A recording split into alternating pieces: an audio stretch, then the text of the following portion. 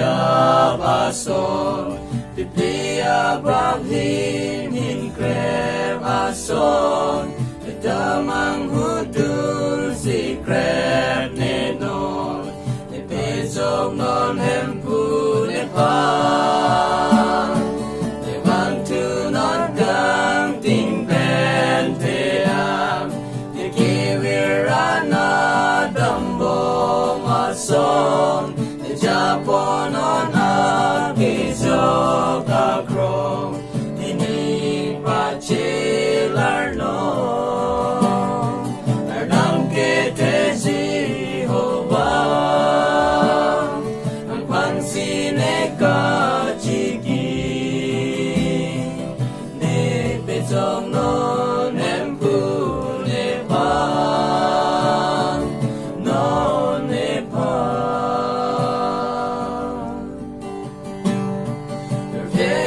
Tomon kiro nepan Turbon tao empu nepan Rengver tanang lampen jako Itantanang birda kini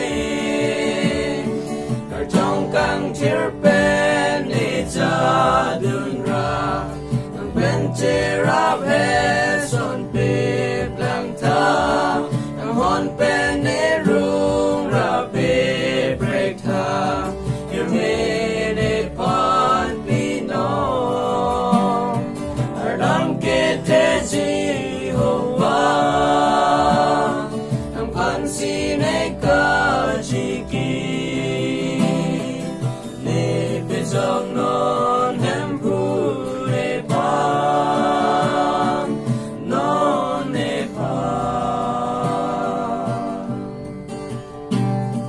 O hempu ne injin so tuta Di manang kamnik lenzi ningham Ang ketoy aling damzi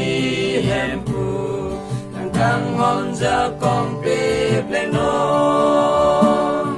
Alang liwang lo sining birte Bizong abang tilo ne parma Alang paning chiruy ben kroite Ang si judu ne chete Ardam kete Jehovah Ang pansine kachiki Ne bezong no